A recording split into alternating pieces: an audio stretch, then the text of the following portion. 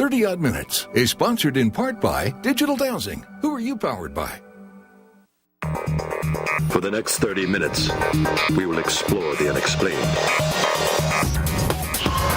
From mysteries beyond our galaxy to ghostly phenomena in our own backyard.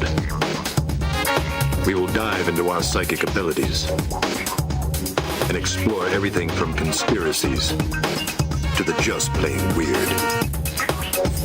Welcome to 30 Odd Minutes. If the truth is out there, we will find it. But only by sheer accident. Hey! Welcome to 30 Odd Minutes.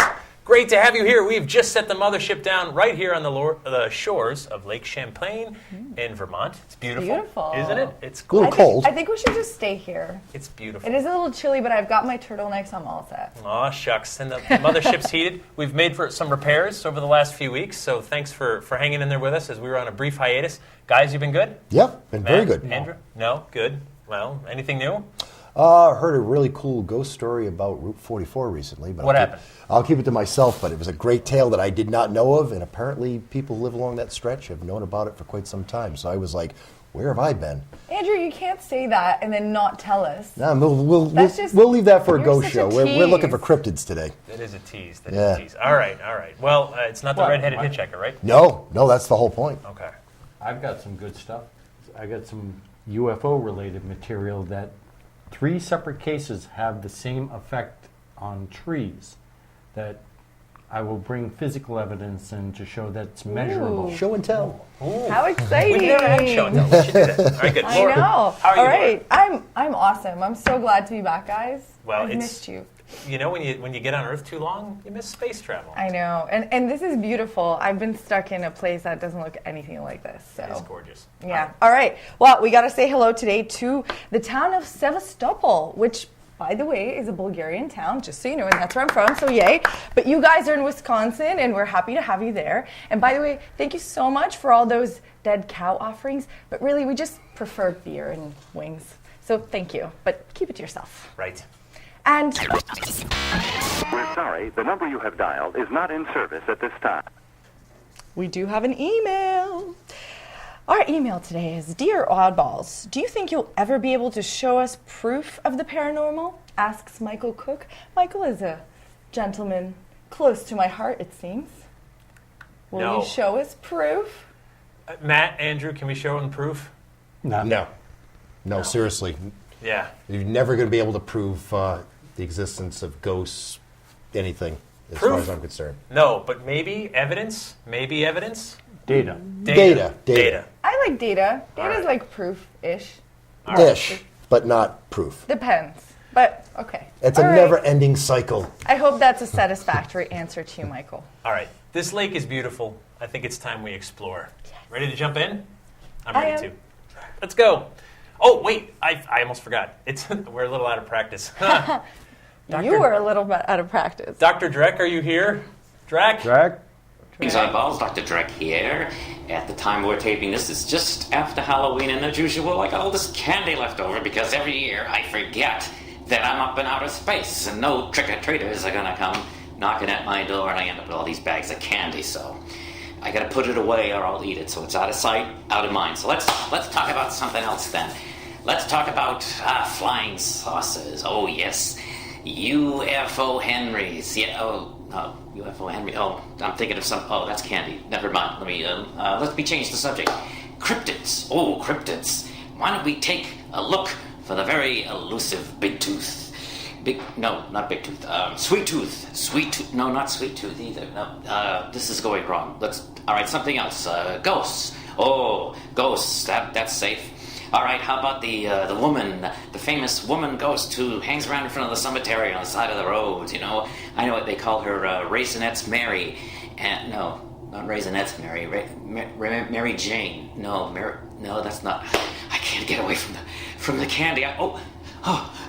Did someone just knock? Oh, it must be trick-or-treaters, and I gotta get some more candy. Oh. Thank you, Dr. Dreck. Post-Halloween blues affect us all differently. We understand yours. All right, let's get to this. For centuries, there have been tales of lake monsters reported all over the world. Loch Ness in Scotland may have been the most famous monster, but New England's Lake Champlain has its own version called Champy. Lake Champlain is 490 square miles in size, 400 feet deep at its lowest point, and 125 miles in length. It's plenty of room to hide. But is it enough to hide a monster? Ooh. Tonight we're going to explore Champy with the author of the new book, The Water Horse of Lake Champlain. Please welcome, live to the mothership, Katy Elizabeth! Yay! Whoa! Where did you come from? Abducted. I don't know. I got beamed up or down or over, I think. You were just back there a minute ago. We're not that I was high in a tech, boat. it's more of a scoop. I was in the boat, and all of a sudden, boom, Yes. here Well, I am. welcome back to the mothership. It's Thank good to you. have you here. We talked cryptids with you last time. We were looking more toward Bigfoot. This time we're going to head to the water. I understand you've had a sighting of Champy. Now, we've heard about Champy, people that are in and around New England. What did you see? Well, I was camping at Button Bay State Park, which is in Virgins. Basically, here's Burlington. It's below that. Okay. I was camping. It was probably, I would say, 11:30 in the morning. Got up kind of late. We were out all night, hopping around, seeing what we could find. And I'm sitting there eating eggs at the campfire, and all of a sudden I look out at the bay, and I saw this hump pop up. And I'm like, what is that? I thought maybe it was, an otter or something. But it was pretty significant in length. It was probably at least 15 feet long. Okay. So I'm looking at this thing and I'm like, what in the world? And it wasn't going fast. It was just casual speed. And I said, oh my God, let me get my camera. I should have had my camera on me, but I just woke up. So I ran to get my camera and I kept my eye on it, and it went down real slowly. And you have the picture you sent us, right? That's not my picture. Oh, okay. I wish it was. All right, gotcha. So let's look at image 3, Eric, if you wouldn't mind. The Champy rockfish. What are we looking at here? This is taken at the lake, right? Yes. A friend of mine, Sandra Mancy, in 1977, took this photo. Okay. And she was up towards St. Albans, Vermont, with her family. They were vacationing, and they were from Connecticut, actually. Mm-hmm. And they were on the shores of the lake, and she goes, I saw some turbulence out on the lake, and I looked out. I thought maybe it was scuba divers. And she goes, well, then I'm thinking, it's too big of an area to be a couple of scuba divers, and then she started thinking, well, maybe it's a sturgeon, because sturgeon are really large fish. They can be up to 7 foot long.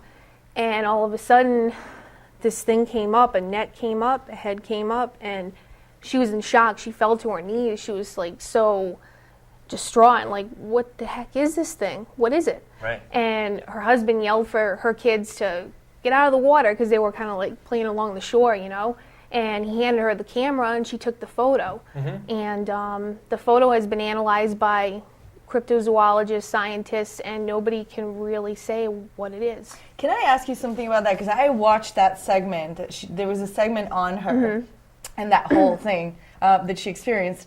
And one of the things that was brought up was that she threw away the negative of this picture. And so all the comments on this video were, why did she throw away the negative? Where is this negative now? And why do we only have just the photo, the print? That's the thing. Insight? I mean, I really don't know the answer to that question, because it's like, if I seen something like that, I'd be like, heck, I'm saving this because it's very important. I recall hearing, I want to say it was on the old show Unsolved Mysteries when I first heard about this photograph. Yep. I remember her saying that the picture actually stayed up on the family refrigerator for a few years, and it was just sort of like this conversation piece. And people would go, why don't you release that picture? And she's like, I don't want people laughing at me and making a big deal about it. And I know I have old prints kicking around that I've lost the negatives to of me on vacation. That's true. So is that a sign of a hoax? I don't know. I think the woman seemed pretty genuine. Well, it's funny, because when I talked to her on the phone, I'm thinking, when I was 10 years old, I started getting into cryptids, and especially lake monsters. I remember going to the library, and I saw a book on Champ, and I was like, wow. So I'm looking through it, and that was the first picture that I saw of a lake monster, and then the second one was of Nessie. Mm-hmm. Right. And I was like, oh my God, I want to go there. And I told my mom, and she's like, I'm not driving 6 hours. I'm like, oh, really? So, but that picture looked so genuine to me. But until I went up to the lake myself and actually had my own experiences, I really didn't believe it. Mm-hmm. You have to be a believer or a knower, you have to experience that. I mean, you can kind of believe, but when you see it, it's like total shock. Sure. But to me, that that photo, I think that she's a genuine eyewitness, whether or not it's, you know, a lake monster or something else. I mean, I really can't explain what it is. I mean, it could, I've had theories of it's a log, it's this, it's that, but to me, it looks pretty genuine in my opinion. Let's talk a little bit about the history of the lake. It goes back about 11,000 years ago, right? When there was actually a connection to the ocean, right? Yes. So tell us, I understand from your book, there's been some bones discovered. Yes, there were. In local Charlotte, Vermont, there was a railroad crew in the 1800s that were building the railroad, and they dug up a beluga carcass. Okay. And at the time, they're like, what is this? You know, so they took it to a naturalist at UVM. His name was Zadok Thompson. And he looked at it, and he actually confirmed that it was an 11,000-year-old beluga whale. Okay. And they thought it was a skeleton of a horse because it had a really long type of nose, and they're like, well, what is this thing, you know? But he confirmed that that's what it was, and due to that evidence, it shows right there that this whole area was covered by ocean at one time. Right, so there was a connection 11,000 years ago was, the glacial movements and things aside. So there was a connection to the ocean. So sea creatures conceivably could have come and gone in what would have been quite an inlet, right? Absolutely. With Lake Champlain at that time, it was an arm of the sea. So anything that was up towards, the Atlantic Ocean through the St. Lawrence Seaway was free to come and go as they wanted to. Right. And as time went over, the land rose and it got cut off. And these animals, I think what it is that they were just, doing their own thing, breeding a population in that lake, and going in and out, feeding on, salmonid fishes, this and that, and then all of a sudden, what are they going to do? They're either going to adapt, right, or they're going to die. Right, right. Well, the thing, too, about bodies of water, and I know this from having a fish tank, right? There's an old saying, the fish will only grow as big as the tank will let them, right? They'll naturally not get so huge that they would in the wild. Now, granted, this is a lot of water. I mean, it's not a pond here. So, do you think this is just some low population elusive species that just really hasn't been categorized, or is this something more paranormal? I honestly think it's a biological creature, but it's funny, there's so many theories to what Champ might be. One is the most famous one, like Nessie is a plesiosaur. Right. They were a Mesozoic reptile, and they had a broad body, short tail, paddle-like flippers, long neck. A lot of the sightings seem to fit the description of a plesiosaur. They look really cute, by the way. Yeah. Such a cute creature. I mean, it's large, but it looks cute and friendly. I have a couple of stuffed ones on my desk, so. Right. But there's so many theories onto what Champ might be, but it depends on everybody's opinion. Well, of course. And so we have a picture, the famous Loch Ness Monster picture, number 8, Eric, if you would. Everyone has probably seen this at some point. There it is. We've all seen it. Some claim it's a hoax, deathbed confessions and so on of the photographer. And I mean, it's pretty tough to tell anything like perspective from there. But at the same time, if you go over to Scotland, he is an institution. If you remove him from the economy, not the water, you remove him from the economy, they have a problem at Loch Ness. Yeah. And Champy, and that's one of the things too, and we know that about legends, right? They travel and Lake Tahoe has Tahoe Tessie. Lakes different lake regions almost like to have their own version of the story. Sure. And so story, of course, always plays a role, but at the same time, there are these sightings, and just like when we've talked about Bigfoot sightings in the past, where you've got people that are like, hey, I've fished on this lake. I've walked these woods for my whole life, and I know all the woodland creatures here. Or I've fished on this lake. I've had a house by this lake. I know what sturgeon look like, and I know what otters look like, and beaver, and so on. And you see something that just doesn't compute, it really starts your head scratching. So I'm curious, how do you first of all, how do you investigate? We understand investigating, say, a haunted house. It's a building. You go in, you look for weird anomalies and Ghosts whatever. tend to stand still, whereas a lake monster has that huge lake to swim through. How do you investigate something that big? What's that process like? It's really difficult because it's such a vast amount of space. Lake Champlain is huge. Sure. It's basically like it's like the ocean. It was the ocean, and it's still that massive. And people, when they think of Lake Champlain, they think it's this little tiny pond. And it's like, if you've ever been there and actually seen it, it's miles and miles, and you can keep driving and driving for hours, and you're still in Lake Champlain, you know. And Sure. To go out and actually look for champ, and I kind of take that lightly because I don't think that there's one creature that's survived a millennia. I know that there's a population of these animals, and they have been seen in groups, not just one.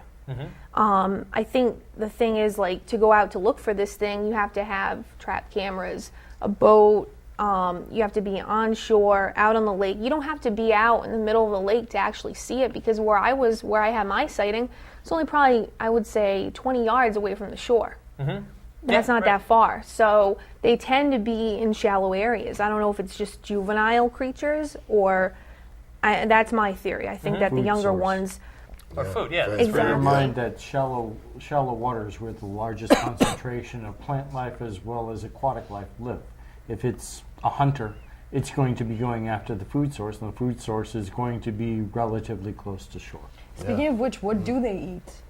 I have a feeling like nobody's an expert on this stuff because we don't know what it is. Right. If we knew, then we wouldn't be here.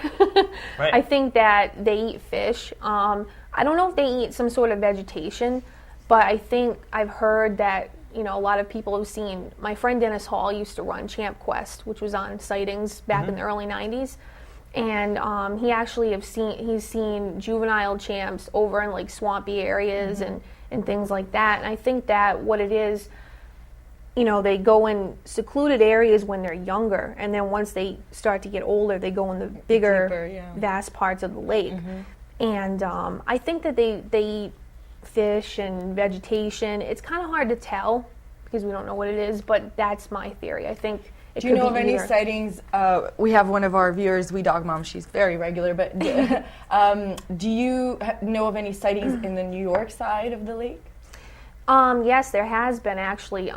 Most commonly known as Bulwaga Bay, which is in Port Henry, New York, and that was a really popular area back in the like early to late '80s, where a lot of people would see champ. It seems to be it's quieted down, like they haven't had any sightings. And actually, if you drive through Port Henry, you'll see a huge sign that has all the champ sightings in that area, and it's such a huge sign. I've got a picture by it, and I'm like, oh my God! And every account of seeing champ, there's more than one person. There's like, same last name, say families that have seen it, and I think that one area, that's just a portion. There's been over 600 sightings since 1609. Was that the area that the whole wedding party on the boat saw him, including the captain and the crew? And that was the spirit of Ethan Allen. I think that was in, let me think of the date. I think it was 87? I remember it being in the something 80s. Like that. Yeah, I think it was like 87. That was one of the sightings that impressed me to make me go, hey, there might be something to this if that many people saw it at once. Well, the mass sightings of Champ, that's the ones that you really have to pay attention to. Sure. It's not some crazy person that just got out of a bar and said, oh my God, I just saw something. Yeah. Saw a garden snake go into the water. It was Right. And with that sighting, there was, I believe 81 or 82 people Yeah, it was a on good board. sized boat. I mean, even the captain himself said he saw it. They Yeah. had no idea what it was. As Jeff said, these people make a living doing that. You'd think they know everything in the Right. lake by then. I think we should just get out of the ship and go look. We're going to do that soon. But first, we have to take a break, guys. We're gonna miss our news break. Uh-oh. We'll be back right after the news. And the news. The news. Andrew, move.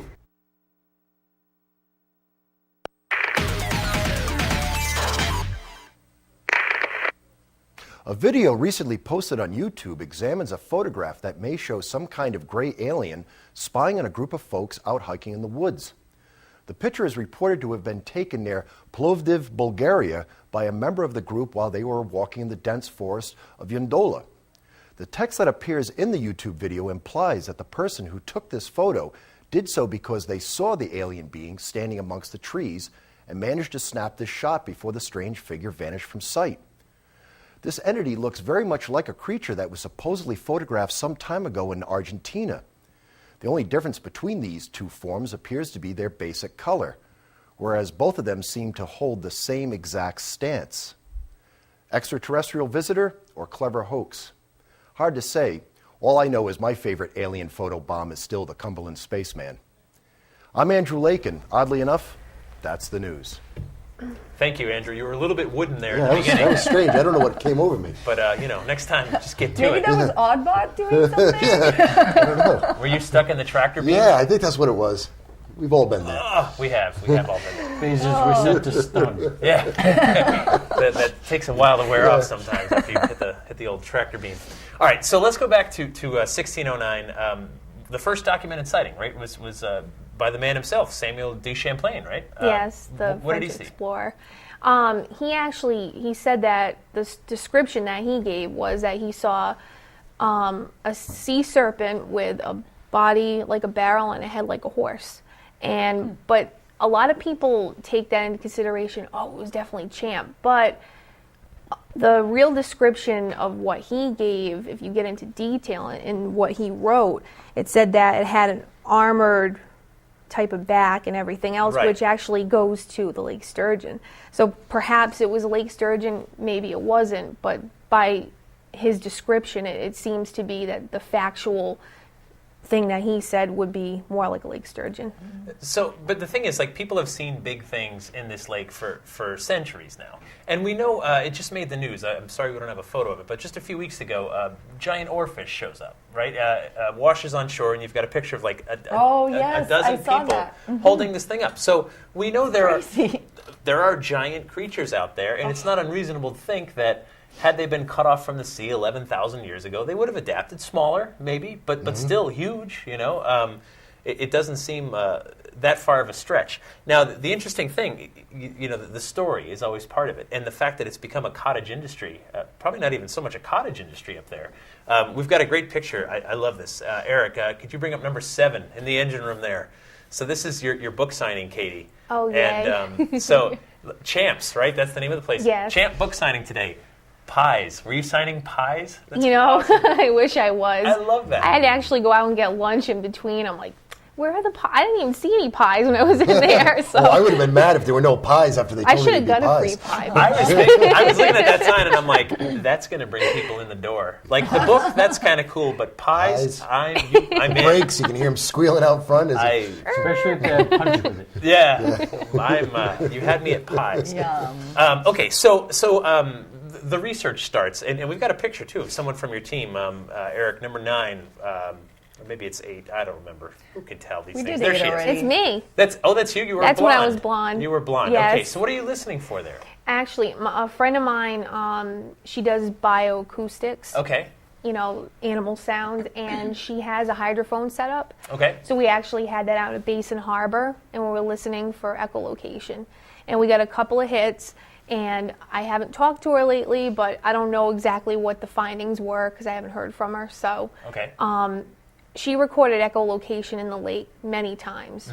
She was actually on Monster Quest. Yeah. And it's funny because, you would think, plesiosaur, whatever it is, we really don't know if they could actually echolocate. Right. That's the thing, as we weren't around back then. I mean, how are we supposed to know Actually, what they know from their skull bone, structure. this bone I've heard of structure that. in the skull, and that is one of the theories that's how they hunted. Because Yes. one thing about people think plesiosaur, they think this like tropical type of dinosaur. No, it was actually a cold water dinosaur. It used to fish in the Arctic. And one of the things that they were surmising because of the chambers in their head, they used echolocation to find their fish. Yeah, it's one of those studies that hasn't been proven yet, Sure. but it's a possibility. And I think as some skeptics are like, oh, that's baloney, but we have to keep an open mind. I really think that's important. And we've got this plesiosaur. We've got a sketch right from your book cover, Eric, number 2, if we would mind. So very dinosaur-looking thing, right? Of course, the same thing the skeptics ask of Bigfoot, right? Would we find a dead one? Does one float to the surface? Does one wash ashore? Have we had any kind of physical evidence like that?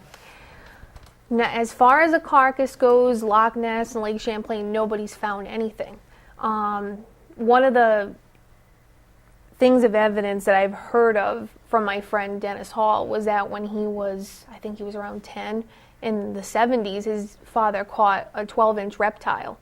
And they'd never seen it before. Like, what is this thing? So they took it to the UVM, University of Vermont, and it wasn't in their catalog of known reptiles. And the funny part about it is they kept the specimen, and later on he asked about it, and they're like, oh, well, it died, and we put it in a jar of formaldehyde, and then we just tossed it. So it sounds crazy, but honestly, all the things I've heard, it was actually in the newspaper up there. Right. I tried to get the article because I talked to many people that actually saw it in the newspaper. I can't find the article.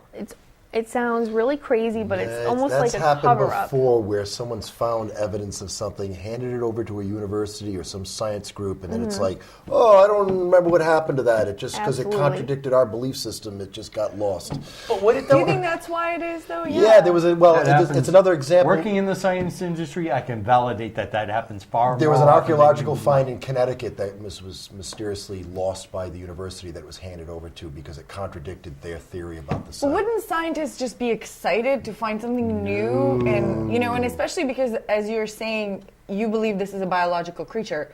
From that what would I mean can they see, would have to admit they were wrong. Absolutely. That's what it is. Absolutely. But wrong about what? I mean, new species are found We almost every find day. thousands of species every year. Sure. We also Right. lose thousands of species every year. Right. So what's wrong with just adding another one to the list? People have their Because agendas. they already have years and decades and in some cases centuries worth of, I've already said this isn't. Exactly. But at the same now time, I like, would have to. okay, so cryptozoology always points to the coelacanth, right? That's the big thing. Yep. The coelacanth was this fish that was there's extinct dozens millions of of years more ago. But then it was caught in a fisherman's Right. net in the early 1900s, and now we know they're out there, right? I mean, it's not extinct. It's Right. Here it is. We've caught it. Is it? I got to agree with Laura though. Is it that big of a deal to be like, wow, there's a creature out there that we just missed? I mean, would it really be that bad? I mean, Well, Yes. if you've been screwing your butt into the ground for a few decades saying it isn't there, it's kind of hard Yeah. to admit. we got Couldn't you just say it's something else and just? Yeah. I don't know. because it's so controversial. Well, it's well, like, briefly, a very good friend of mine's late husband was in the United States Navy. And he was out in the ocean on the deck of his ship. Everybody was scrubbing rust and painting and so on and so forth. And he swears in a stack of Bible in broad daylight for several minutes, a creature surfaced as if it was playfully trying to race the ship. And he said it looked exactly like the ancient mariners' drawings of the sea monsters. It had a horse-like head. It had a mane-like material on the back of its neck. And it looked exactly like those ridiculous sea monsters that you see in those silly old maps. And everybody saw it go under. Have you ever heard that story told by anybody in the United States Navy? Because no, they're not going to go back and say, Right. well, you guys, you should have seen what we've seen. It was just too bizarre. He says he remembers the look on everybody on the deck just looking at each other like, we just saw that. But back to scrubbing rust. I feel like things would be different these days, though, because first of all, everyone has smartphones and everyone has cameras, and people would love to be the first ones to be, trending on Twitter and having 1 million and views. those pictures are there, but they're so easily dismissed. But That's just it. Yeah, they People come would up, yeah. automatically say that's got to be a hoax because Yeah. they've been ingrained to say this can't be. But I feel like there's a lot of hoaxes out there, which is actually why got it far makes it less than you difficult. think. But that's the thing, though. You only need a couple of hoaxes And for skeptics that's to it. say they're all hoaxes, right? Right. Of course, we all admit there are some hoaxes. There's people that fake things, do it with animation, How whatever. many counterfeit $20 bills out there? I don't know what you're talking about. Just because you have a couple of fake $20 bills doesn't mean all $20 bills that's are right. fake. Exactly. That's true. I understand. But it Guys, is frustrating. It is frustrating. It is, and the debate rages on. Katie, we're out of time. Thank you for joining us here you. aboard the Thank you, mothership. everybody. We are going to hit the lake right after this, and by lake I mean wings and beer. Yeah. And, Well, I thought you were going to hit me. Thank and God. we No appreciate dead it. cows. We are going to find Champy one way or the other, even if it's at the bottom of a pitcher. Until next time, folks, stay odd.